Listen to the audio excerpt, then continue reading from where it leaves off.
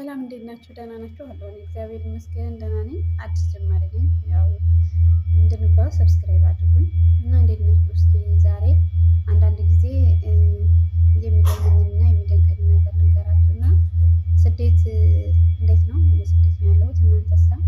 በነገራችን ላይ ስደት ስንመጣ ብዙዎቻችን አላማ የለንም፣ እቅድ የለንም ስላችሁ በቃ ወይ ትምህርት አቋርጠን በባህር ወይም ትምህርት አቋርጠን ወይም እስከ 10 ድረስ ተምረን ውጤት አልመጣ ብሎ ዝም ብለን ፓስፖርት አውጥተን የመጣን አለን። ደግሞ አንዳንዶቹ አላማ ኑሯቸው የሆነ ቤት ሊሰሩ ቦታ ሊገዙ ብዙ ነገር ሊያደርጉ የመጡም አሉ።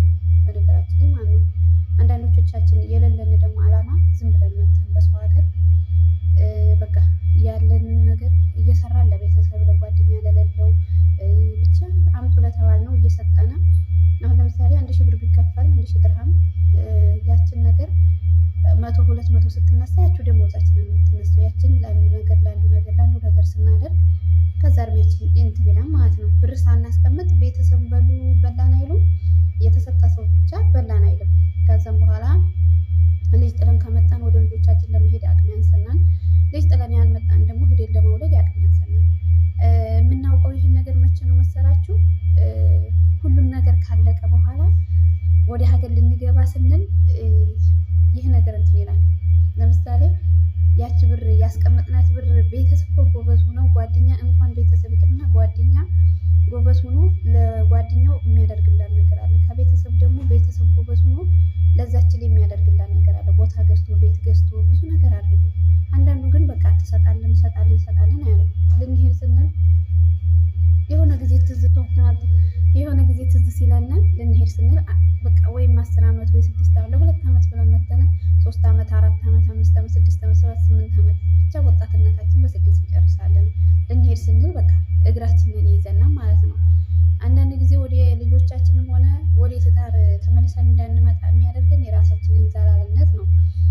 ለሁሉም ሰው በቃ የሚመክረን ሰው አንሰማም። አሁን ከኛ በፊት የመጣው ብርሽን አስቀምጪ ብርሽን እንደዚህ ስንባል ምንም አይሰማን።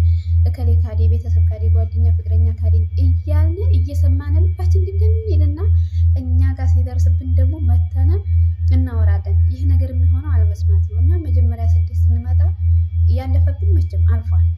ግን ከአሁኑ የምትመጡ ሰዎች ወደ ልጃችሁ እንድትመለሱ፣ ወደ ትዳራችሁ እንድትመለሱ፣ ወደ ሌላ ነገር እንድትመለሱ በቃ ያኔ መስማት አለባችሁ። ያኔ መስማት ማዳመጥ አለ። ፍቅረኛ ካላችሁ፣ እህት ወንድም ካላችሁ፣ አባትና ካላችሁ የምታስቀምጡትን ገንዘብ አስቀምጣችሁ በሰላም ወደ ልጆቻችሁ እንድትመለስ እቅድ ማቀድ መስማት ምን ማለት አለ። በፊት ሲነግሩና አባት እናቶቻችን ምን እያሉ ነበረ? ሰው የሚነጣጠለው ሲገባ ነበር። አሁን ደግሞ ስደት መጣና የምትወደውን ልጇን የሚወደውን ልጁን እየተነጣጠሉ በስደት ከዛ እናትም ልጇን እያለ እናት ታሳድጋለች። አባትም እንደዛው አሉ እኮ ወንድሞቻችንም የተሰደዱ በእርግጥ አሉ። ያው የማርያም ቅመም እየተባሉ ነው እንጂ የምንጠራው አሉ ወንድሞቻችን በእርግጥ ብዙ ማለት ነው። ስለዚህ እንደዛ ከምንሆን 2 ዓመት 1 ዓመት ካየን በኋላ ለውጥ ካለለ ቀየር ማድረግ ሀሳባችንን ብዬ አስባለሁ። እንደኔ ማለት ነው። ስለዚህ አሁን እናቶች የአረብ ሀገር መጥተው ልጆቻቸውን ወይ እህቶቻቸው ጋር ወይ ወንድሞቻቸው ጋር ወይ እናቶቻቸው ጋር አድርገው ይመጣሉ። ለልጆቻቸው ደግሞ ምን ይልካሉ? ብር እኮ ፍቅር አይገዛም። የእናትን ፍቅር ብር አይገዛም። አሁን እኔ እዚህ አረብ ሀገር ካለሁኝ ልጆቹ እናታቸው አብራተኝታ ማለት ነው አብራተኝታ ከዛ ሲነሱ ማለት ነው እንዲሁ ክላሱን ሌላ ክላስ ቀይራ ከሌለች በጣም ያለቅሳሉ። በጣም እናታችን የት ናት?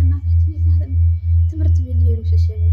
አሁን ግን አስብችታል። አገር ቤት ላይ የመጣች እናት 3 ዓመት 4 ዓመት 2 ዓመት 7 8 ዓመት ስትቀመጥ የእናት ፍቅርን በገንዘብ እንትን እያለች መስራታን አይደለም።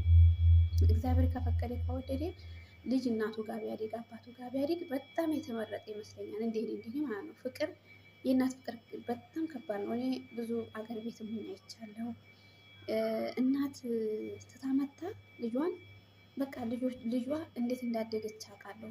እዚህ ደግሞ በቃ እኔ አልወለድኩም፣ ግን እናታቸውና አባታቸውን ሲያዩ ልጆቹ በጣም የተለያዩ ናቸው። ሀሳባቸው ማለት ነው በጣም የተለያዩ በቃ አባታቸው ምንም አይመስላቸው፣ እናታቸው ግን ለደቂቃ እንድትለይ አይፈልጉም። ስለዚህ አሁን እዚህ ሀገር መተን አረብ ሀገር በቃ እኔ እንጃ እኔ አንጀቴ ነው የሚላወሰው። ለምን እንደሆነ ታውቃላችሁ? በቤተሰብ በጓደኛም ስለማየው በቃ ጥላው ስትመጣ እንዴት እንደሚያስችላት ጥላው በቃ ይሆናል ስትሰደድ በጣም ይከብዳል። ግን ስደትም ያው ምርጫችን አደረግነኛ አብሶ አረብ ሀገር መተነ ተመልሰን የምንሄድ ሰዎች በቃ ስደት ብርቃችን ይመስለኛል። እኔ ለምን እንደሆነ አላውቅም። በቃ በትንሽ ነገር መለወጥ አንፈልግም። በትንሽ ነገር በቃ ማደግ አንፈልግም። ትንሽ ነገር መስራት አንፈልግም። ትንሽ ነገር አይበቃንም። አሁን ለራሱ በአረብ ሀገር የቆየ ሴት ማለት ነው እስኪ ሂደን ማለት ነው ትዳር ይዘን ብንነጣ ሀገር ቤት እንኖራለን የሚል ከስንት አንድ ነው። በቃ ወልጄ እሰደድ የለ ቋንቋ ካቻልኩ እኮ መመጣት እችላለሁ። ወልጄ እኮ እንደዚህ እላለሁ። ወልጄ በቃ እንደዛ ነው ስራችን። ለምን እንደሆነ አናውቅም። ለምን አሁን ያልተሰደዱ ብዙ ሰዎች አሉ አይደለ? ከሀገራቸው የሚኖሩ ብዙ የሚያደርጉ ለምን እነሱን አናይም? የእነሱን አርአያ ለምን አንከተልም? እኛስ እንደ ቤታችን ለምን አንኖርም? ስለዚህ አሁን አዲስ የመጣችሁ እሺ፣ ግን ነባሮቹ 10 ምናምን ዓመት መጣችሁ 10 ዓመት 9 ዓመት 8 ዓመት 7 ዓመት የሰራነ ወደ ሀገራችን ቤት ካለን መልካም፣ ቤት ቦታ ካለን መልካም፣ ብር ካለን መልካም። ከሌለን ግን አባክነን ከሌለን ወደ ሀገራችን ተመልሰን እንደ ቤታችን ብንኖር ሁሉም የሚሆነው የኛ የእምነታችን እንትን ነው እንጂ ደካማነት ነው እንጂ እግዚአብሔር ያለው ሁሉ ነው የሚሆነው። አሁን በትንሽ ዓመት በ2 ዓመት የተቀየሩ አሉ። በ1 ዓመትም የተቀየሩ አሉ። በ3 በ4 ዓመትም የተቀየሩ አሉ። ለም 10 ምናምን ዓመት 10 ዓመት እንደዚህ ዓመት ሰርተን ደግሞ ያኔ በእንትኑ የተቀየርናለን። ግን ይሄ ነገር ከተቀየረ 10 ምናምን ዓመት ሰርተን ካልተቀየርነ እንግዲህ ወደ 2 ዓመት 3 ዓመት ብንጨመር እንቀየራለን ወይ? ዲካም ነው ስላችሁ። ቢያንስ በ10ዎቹ ብንመጣ 10 ምናምን ብንሰራ 20 ምናምን ይሆነናል። እንደገና 4 ዓመት 5 ዓመት ሲጨምር 30 ዓመት። ከዛም በኋላ እኛ በሀገራችን በሰው ሀገር ተጎድተናል። ብዙ ነገር ፎቅና ምድር እያልን እዛ ወጣትነታችን እንደበፊቱ አይደለም። ከሰው ሀገር ቤት ሄደን ደግሞ እግዚአብሔር አምላክ ሲሰጥ ልጅ ካለለን ሊያስጠብቀን ይችላል፣ ቶሎ ሊሰጠን ይችላል። እኛ አሁን የምናስበው በቃ ትዳር የሌለን ሁሉም ጠይቁት 10 ምናምን ዓመት ከሰው ሀገር ከተቀመጠ ሀገር ቤት ይቼ በ30 ዓመት ባገባ በ32 ዓመት ቢወልድ በ30 ምናምን እያን እናስባለን። እኔም ሀሳብ ነው፣ ሁላችንም ሀሳብ ነው። ግን ለምሳሌ ያን ነገር እግዚአብሔር አምላክ ጠብቁ ቢለንስ የምንጠብቀው ስንት ዓመት ነው? እድሜያችን ቢያልቅስ ምን ነበረ የምላችሁ ነገር 10 ምናምን ዓመት ሰርተን ካልተለወጥን ቤት መኪና ብዙ ነገር ያሰብነው ካልሆነ አሁን እንደ አዲስ ባተነ ምንም የሚመጣ ነገር የለው። ስለዚህ ምንድነው አማራጩ? ቤትም እግዚአብሔር ሲፈቅድ ነው፣ መኪናም እግዚአብሔር ሲፈቅድ ነው፣ በሁሉም ነገር እግዚአብሔር ሲፈቅድ ነው።